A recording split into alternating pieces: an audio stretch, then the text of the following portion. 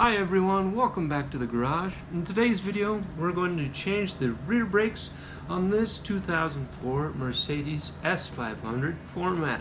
The reason I'm making this video is because I've seen a few videos on how to change the rear brakes on YouTube, but I discovered that this particular model has an interesting caliper arrangement that I'll show you later.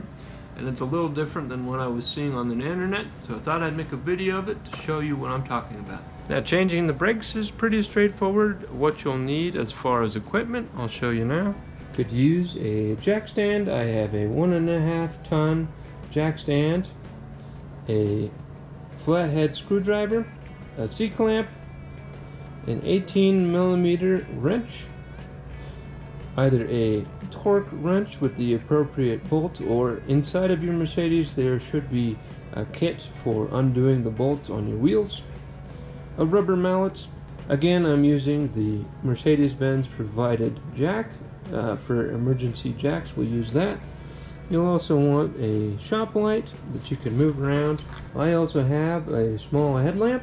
And then you'll want your appropriate brakes. If you just go to the auto shop, they can plug in your specific make and model and find you the right parts, or you can find them online, as well as a place to sit. A small cardboard box, I'll use that later to hold up the brake housing, and a pair of gloves. Alright, first things first, we're going to jack up the car as well as take off this wheel. To jack up the wheel with your Mercedes Benz provided jack, there's a little door in front of the wheel. Take your flathead screwdriver and you can pop that open.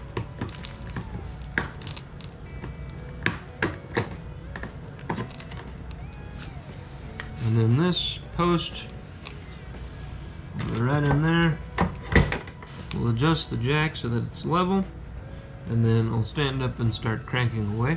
After the car has risen up a little bit, we'll be able to put it on a little rubber mount. So underneath where the jack goes, there's a little rubber disc. This one right here. I'm going to put our jack stand right underneath it and then lower the car down after we've jacked it up.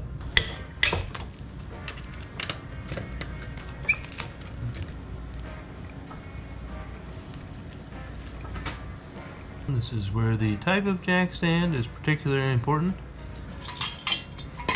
My jack stand has a pretty level space for the rubber spot to sit on. It's also fairly wide, so the whole thing can sit directly on top of it. But I'm trying to be careful of the siding of the car because it kind of rolls up and out. You'll also want to be careful of any other metal underneath the car.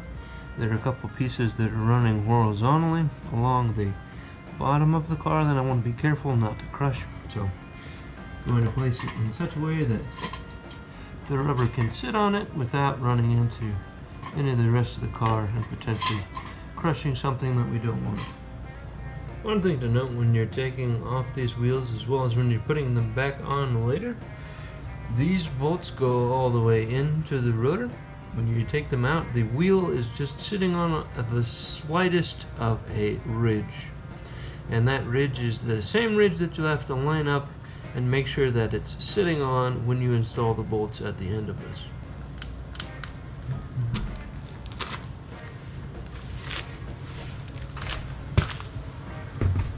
Now that our wheel is off, we can take this retaining clip off.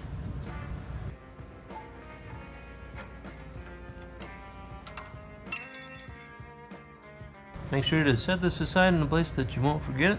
You'll notice on the side here, here's your brake sensor.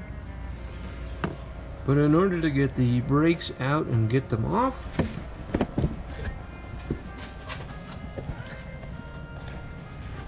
inside the wheel well, there are two bolts. So here's the first one. Let's try and pull the second one out. Here's the second one. And basically you just need to undo those with our 18mm wrench.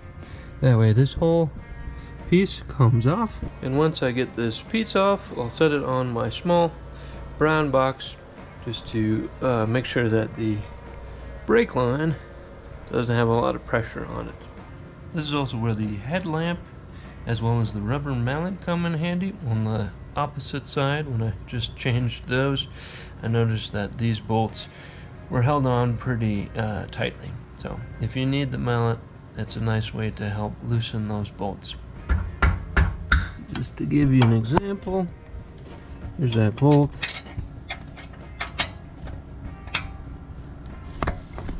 I'm just loosening it. Once those bolts are loosened up, set them aside, and again take care to remember which one went where. Also, as you're loosening that second bolt, keep a hand on your brakes, and also grab your box so that you can set your caliper down on that once the whole system is loosened. Also, you may want some pliers as well to pull the brake line, just so that take care of it, get it out of the way.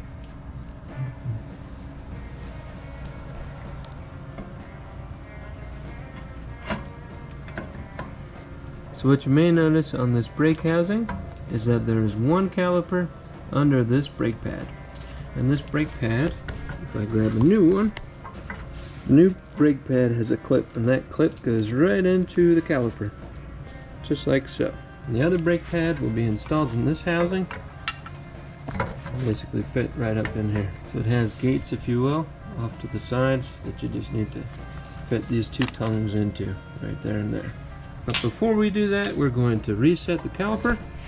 So take your C-clamp, place one side of it on the old brake pad right up against the caliper, the other side up at the top. Be sure to avoid the brake line and this other device off to the side.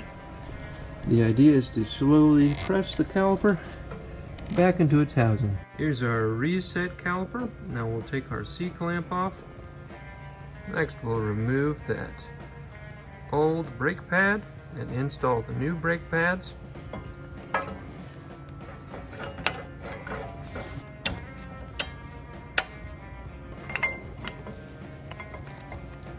Next we'll reinstall all the retaining clip and then attach the whole thing back onto the rotor. Once those two bolts are tightened up, you can use that mallet again to just shore it up, just so that they're nice and tight. If your brake sensor is still working, you can also just take the old one out of the old brake and then install it into the back of the new brake. Don't forget to reinstall your retaining clip before you do put the wheel on.